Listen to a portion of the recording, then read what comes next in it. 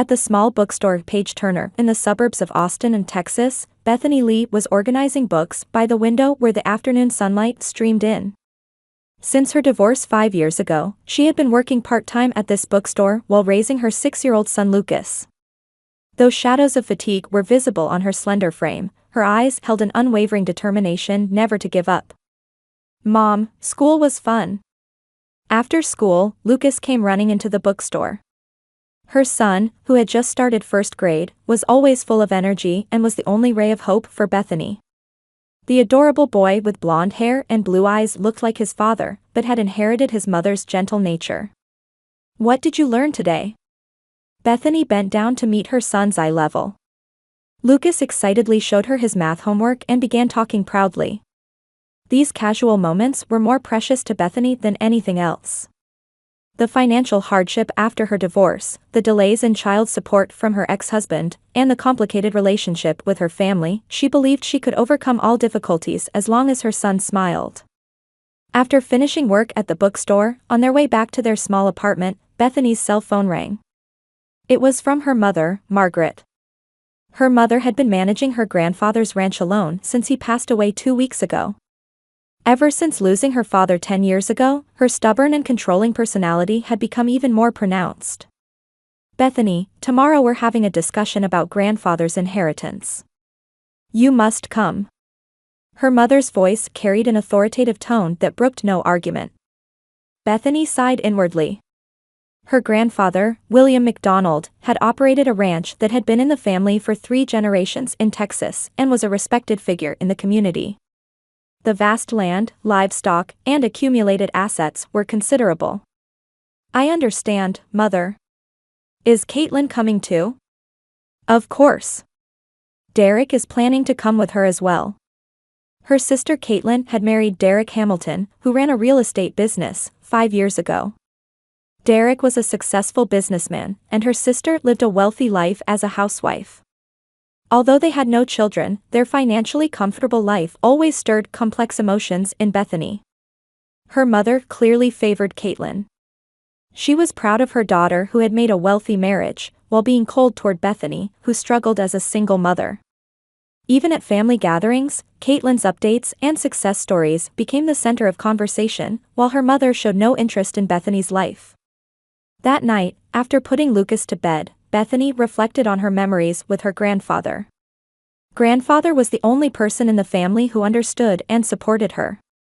When she was hurt by her divorce and when she faced financial difficulties, grandfather quietly extended a helping hand. The last time they met, grandfather said, "You're a strong child. Someday you'll surely be rewarded." And he seemed about to say something important, but then her mother entered the room and the conversation was cut short. The next morning, Bethany left Lucas with a neighbor and headed to her mother's house. Margaret's house at the entrance to the ranch was a magnificent mansion that grandfather had built. When she arrived, Caitlin and Derek's luxury car was already parked there. When she entered the living room, her mother and Caitlin were sitting on the sofa chatting. Derek stood by the window, gazing at the ranch scenery. He had a reserved personality and always seemed to hide in his wife's shadow. However, when Bethany entered the room, only he turned around and gave a slight bow. "You're late, Bethany." Her mother's first words were reproachful. Caitlin placed an expensive designer bag on her lap and looked at Bethany with an expression full of superiority. The two sisters were completely opposite in both appearance and personality. Caitlin was flashy and outgoing, Bethany was plain and introverted. Her mother constantly praised Caitlin's style and kept telling Bethany to be more feminine. In this family power dynamic, Bethany was always placed in an inferior position. However, at this crucial juncture of inheriting grandfather's estate, there was a possibility that the situation could change. Deep in her heart, Bethany harbored both hope and anxiety about what grandfather had been trying to tell her. Margaret straightened her posture and put on a stern expression as if she were testifying in court. In her hand was an old photograph of grandfather, and her gaze was fixed on something distant. "Now, everyone sit down. The time has come to discuss father's inheritance." Bethany sat in the chair across from her mother. Caitlin positioned herself next to her mother, and Derek modestly took a seat a little distance away. As heavy silence dominated the room, Margaret began to speak. Father built this ranch over 3 generations. 5,000 acres of land, 300 head of cattle, and accumulated assets. This is an important matter of who will inherit all of this. Bethany's heart began to race. Grandfather's ranch was indeed a massive asset. The land alone was worth millions of dollars, and including the livestock and equipment, the total would exceed $10 million. Considering Lucas's future, even a small inheritance could change their lives. Naturally, I will be the one to inherit this ranch. Margaret's declaration was matter-of-fact, as if stating a predetermined conclusion. She had been entrusted with the daily management of the ranch for many years and had taken on all operations single-handedly since grandfather's death. In terms of knowledge and experience in ranch management, she was certainly the most suitable person. That's right, Mother. There's no one else who could be entrusted with the ranch besides you. Caitlin immediately supported her mother. Her voice carried a tone that asserted a natural right. Derek listened silently, but nothing could be read from his expression. Bethany took a deep breath and spoke up. Of course, I think Mother is the best person to manage the ranch. But shouldn't inheritance be legally equal? Instantly, the air in the room became tense. Margaret's eyebrow twitched slightly, and Caitlin openly frowned. Legally equal? Caitlin said in a mocking tone. Do you seriously think you could manage a ranch? Someone who works part-time at a bookstore couldn't possibly understand a business worth tens of millions of dollars. I'm not saying I want to participate in management, Bethany tried to remain calm. I just want to know if there's a legitimate inheritance share for my son's future. Margaret directed a sharp gaze at Bethany. Your son. That child's father is a man who doesn't even pay child support properly. You yourself aren't financially independent. Even if you received an inheritance in such a situation, you'd just waste it anyway. The words pierced her heart. It was true that Bethany's ex-husband was negligent in paying child support, and she herself had no financial cushion. But did that mean she had no right to receive an inheritance? Mother, that's... Besides, Caitlin interrupted, you hardly ever showed up at family gatherings, and you left grandfather's care entirely to us. Now that it comes to inheritance, you suddenly appear and claim your rights? That's too convenient. Bethany suppressed her desire to argue back. It was true that she couldn't visit home frequently. In her days filled with work and childcare, it was a fact that she couldn't take enough time for family. But it wasn't because she lacked love. It was because of financial and time constraints. But grandfather loved all of us, Bethany said quietly. The last time I saw him, he was trying to tell me something important. It ended midway when Mother entered the room. Margaret's expression changed slightly. Whatever Father was trying to say is just speculation. What matters is reality. Father didn't leave a formal will. No will? Bethany was surprised. But grandfather said he was going to the lawyer's office. I believe he said he was depositing important documents at Robert Taylor's law office. This time Caitlin's complexion changed. Bethany didn't miss the quick exchange of glances between her and Margaret. That's not true, Margaret said firmly. Father never created a will until the end. So it becomes statutory inheritance. Then all the more reason I should have inheritance rights, Bethany persistently argued. Under Texas law, when a spouse has died, the children should inherit equally. Derek spoke for the first time. Bethany, legally that's certainly true. But realistically speaking, a ranch is an indivisible asset. The only option would be to sell it and convert it to cash. Margaret flew into a rage. Sell it? Selling a family business that has continued for 3 generations, Father would be crying in his grave. This ranch is the family's pride. That's exactly why we should follow proper legal procedures. Bethany didn't back down. If grandfather really didn't leave a will, we need to confirm that officially. How about we go to Taylor's law office next week to verify? At the moment of her suggestion, the air in the room froze. Margaret and Caitlin's expressions instantly stiffened, and a color of fear appeared. The reaction was brief, but it was clearly visible to Bethany's eyes. "There's no need for that," Margaret said in a flustered manner.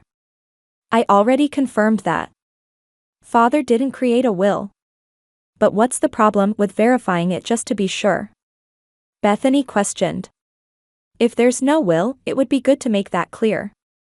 Caitlin stood up. "You're really persistent, aren't you? If Mother says so, that should be sufficient." "But..." "That's enough," Margaret waved her hand. "If you insist, let's go to Taylor's office next Friday. I'll clear up your doubts there." Margaret's expression at that moment was stern, as if accepting a challenge. Caitlin also looked at Bethany with calculating eyes. Only Derek wore a confused expression, looking back and forth between his wife and mother-in-law. The discussion ended there. As she was leaving, Derek approached Bethany. "Drive carefully." His words carried something beyond mere social courtesy. Bethany looked into his eyes, but Derek quickly averted his gaze. On the way home, Bethany continued thinking about her family's reactions. The agitation of her mother and sister when the will was mentioned was clearly abnormal. If there truly was no will, why had they panicked so much? The answer to what grandfather had been trying to tell her might be revealed next week. On weekend morning, Bethany was having breakfast with her son Lucas. While watching her son's innocent smile as he stuffed his cheeks with pancakes, she was thinking about next week's verification at the lawyer's office. Then her mother called. "Bethany, could you come to the ranch today? I want to organize grandfather's old belongings. I need help." Margaret's voice was gentle, completely different from the hostile atmosphere of the previous week. Bethany agreed, though somewhat puzzled. Lucas also begged to go to the ranch, so she decided to take him along. Around 1 p.m., Bethany and Lucas arrived at the ranch. Caitlin and Derek's car was already parked there, and the family seemed to be working on something behind the main house. Lucas was very excited about his first visit to the ranch in a long time and wanted to run around the vast grounds. "Mom, I want to go see the cows." "Later. First let's say hello to everyone." Bethany took her son's hand and headed toward where the family was. Margaret and Caitlin were talking in front of some old farm equipment. Derek stood alone at a distance, looking like he was deep in thought. "Oh, you came," Caitlin turned around. "Perfect timing. Could you help us move grandfather's old tools to the barn?" The work was more labor-intensive than expected. The farm tools and equipment that grandfather had used for many years were heavy, and many were difficult for women to carry alone. Derek mainly handled the heavy items, while the women carried lighter things. Lucas also tried hard to carry light tools with his small hands. After about 2 hours of work, Margaret made a suggestion. "Everyone, good work. Let's take a break." "Oh, Bethany, have you ever seen the old well in the back of the ranch?" Bethany shook her head. The ranch grounds were vast, and even in places she had known since childhood, there were still many areas she had never seen. "It's a dangerous place," Margaret continued. "It's an old well that was dug in grandfather's time and is no longer used, but it's deep and dangerous. We're planning to install safety fencing soon. Before that, I want to check what condition it's in." Caitlin said with interest, "I'd like to see it too. It's a place with history, isn't it?" The group headed toward the back of the ranch. Going further back from the main pasture, there was a quiet place surrounded by old oak trees. There, indeed, was an old stone-lined well. The diameter was about 1 meter, and the depth was immeasurable. Grass had grown around the well, indicating it had been abandoned for many years. "Wow, it's deep." Lucas excitedly tried to approach the well. "Stay away, it's dangerous," Bethany hurriedly stopped her son. "It really is deep." Caitlin put her hands on the edge of the well and peered in. "I can't see the bottom." Margaret continued her explanation.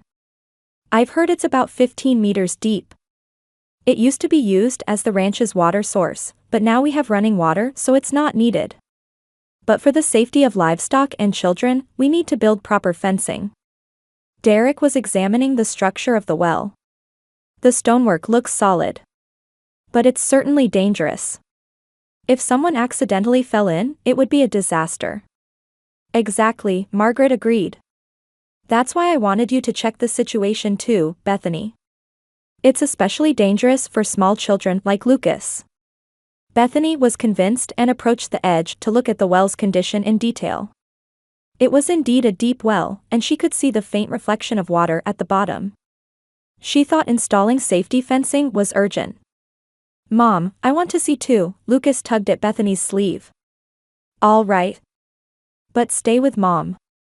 Bethany decided to pick up her son and let him look at the well while ensuring his safety. Balancing Lucas's weight, she carefully approached the edge of the well. At that moment, she felt a strong impact on her back. Someone had pushed her forcefully with both hands. Bethany, losing her balance while holding her son, fell forward. She tried desperately to steady herself, but the edge of the well was slippery, and she couldn't resist gravity. The sensation of falling into the dark well. Her maternal instinct to protect her son kicked in, and at the moment of falling, Bethany held Lucas tightly to her chest and wrapped her body around her son. Cold water struck her body. About 2 meters of water had accumulated at the bottom of the well, and Bethany's body hit the water surface violently. While pushing her son above the water surface, she desperately tried to surface herself, thrashing her legs. Margaret's voice could be heard from above. However, it wasn't a voice of worry or surprise, but cold and calculated. That solves the inheritance problem. The words were unbelievable. While struggling in the water, Bethany couldn't accept the reality. Her own mother had pushed her and her grandson into the well. Then Caitlin's laughter could be heard. A high-pitched laugh, as if she were hearing an amusing joke. Goodbye. Stones began falling. Caitlin was throwing stones into the well. While protecting her son, Bethany desperately tried to avoid the falling stones. One stone grazed Bethany's forehead, and blood began to seep. Mom, I'm scared. Lucas cried out. It's okay, Mom is here, Bethany encouraged her son with a trembling voice. However, the situation was hopeless. The well walls were smooth stonework with no handholds. The water was cold, robbing her of body heat. There was a limit to how long she could keep swimming while holding her son. The voices from above gradually grew more distant. Her mother and sister were leaving, confident that their crime had succeeded. In the pitch-black well, Bethany fought against despair. While feeling her son's warm body, she tried to think of some way to survive. But as time passed, her strength was depleting and hope was fading. God, please, Bethany prayed in her heart. Please save at least my son. In the cold water, mother and child clung to each other while waiting for a miracle. Above them, the people they had believed were loving family members wished for their death, facing this cruel reality. 30 minutes had passed in the well.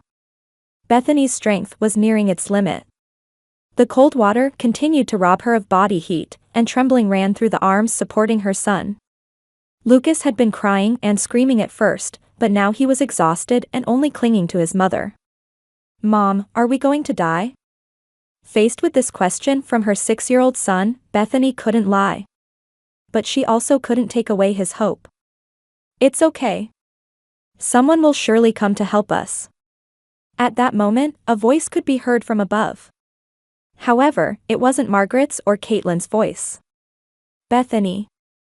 Are you okay? It was Derek's voice. Bethany looked up in disbelief.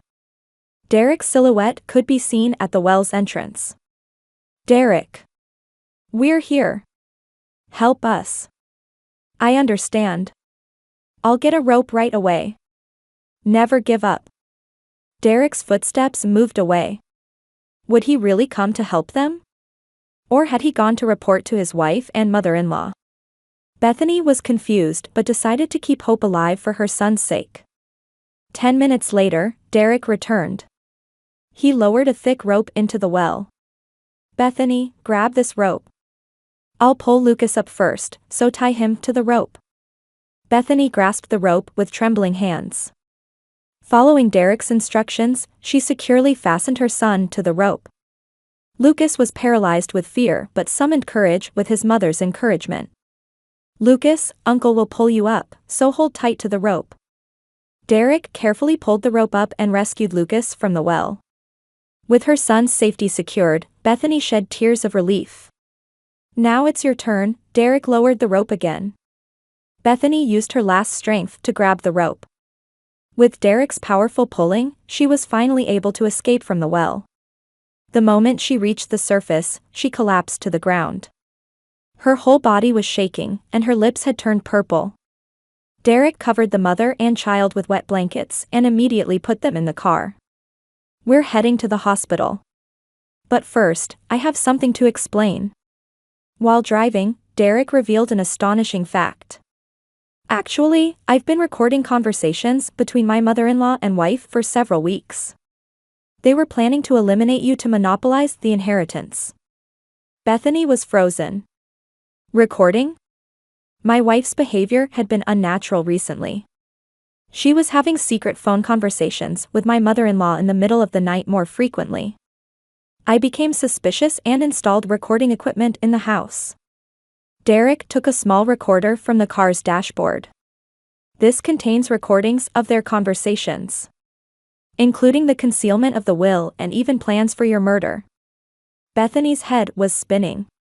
Concealment of the will? Grandfather did create a will. It's deposited with Lawyer Taylor. According to that will, 60% of the ranch goes to you, and 40% to my mother-in-law. It was a shocking truth. Grandfather had trusted her the most.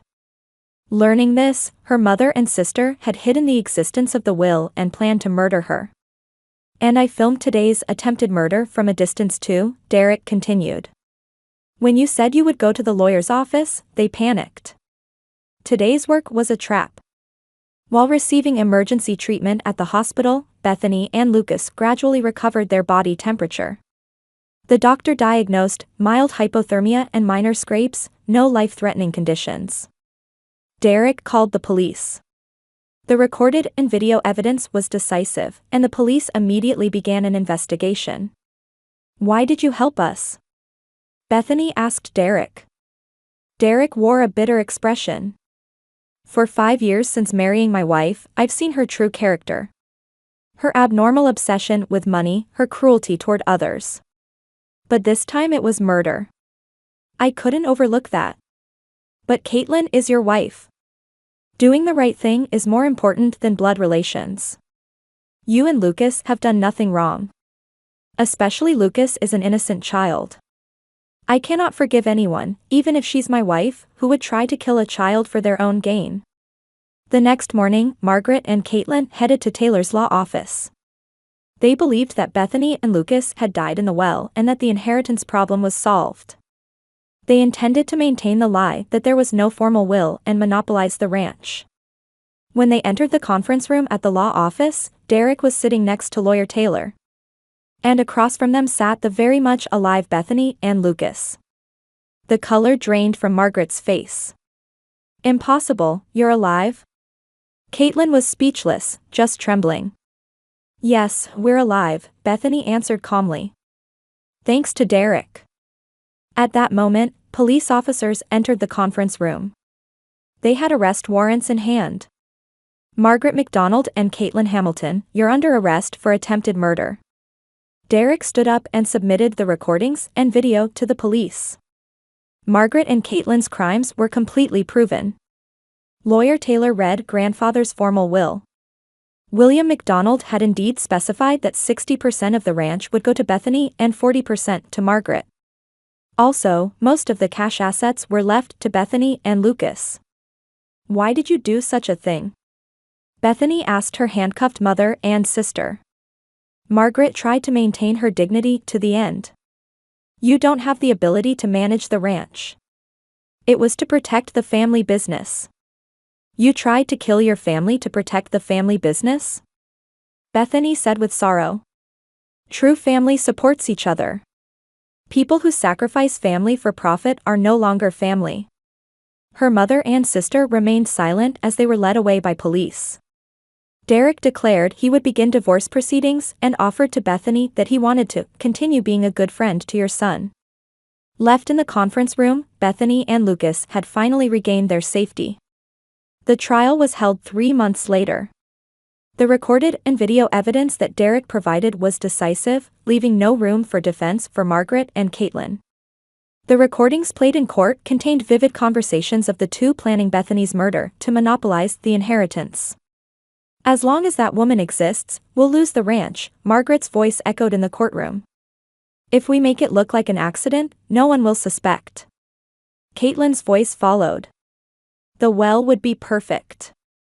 It's deep and no one can come to help." On the day of sentencing, the judge sentenced Margaret to 10 years in prison. Caitlin was sentenced to 7 years. Both accepted their verdicts without appeal. Derek completed his divorce proceedings with Caitlin and began walking a new path in life. He offered to Bethany that he wanted to support each other as family, but proposed building a relationship as true friends, not a romantic one. Bethany decided to sell the ranch she inherited from her grandfather. The 5,000 acres of land and livestock were transferred to a young local agricultural manager at a fair price. The proceeds reached $8 million, more than enough for Lucas's education fund and their new life together. A year later, Bethany opened a small bookstore in downtown Austin. Named Page Turner Cafe, the store was a warm space that combined a bookstore and cafe. It became beloved by local people, and children's storytime and book clubs were held regularly. "Mom, we sold lots of books today too," 7-year-old Lucas said happily. "Yes. I'm happy that everyone loves books," Bethany stroked her son's head. The terrifying experience in the well was feared to leave trauma in Lucas, but through counseling and his mother's love, he recovered remarkably. Rather, from that experience he learned the importance of having the courage to do what's right. Derek often visited the bookstore on weekends, playing with Lucas in the park and helping with his homework. Though he had no blood relation, he had become an ideal father figure for the boy. There were no romantic feelings between the two adults, but they were bound by deep trust and friendship. One Sunday afternoon, when the three were having tea in the cafe corner of the bookstore, Lucas asked a question. "Mom, why did Grandma and Aunt try to kill us?" Bethany carefully chose her words. "Money is important, but it's not more important than families' lives. But sometimes people can't make the right decisions because of money. Uncle Derek helped us, didn't he?" "That's right. Even without blood relations, people who extend a helping hand when we're in trouble are true family." Derek smiled and said, "Family means people who care about each other and protect one another.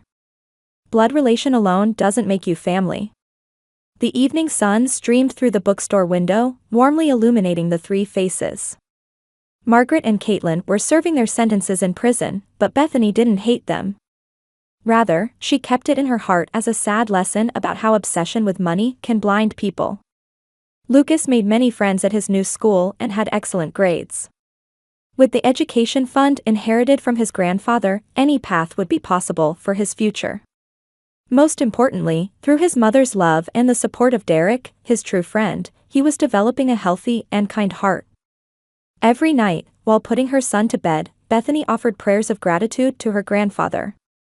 Without grandfather's loving will, their current peaceful life wouldn't exist. And without Derek's courage appearing at the most difficult time, mother and child would have lost their lives.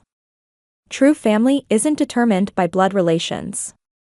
People who support each other in difficult times and have the courage to act for what's right are real family.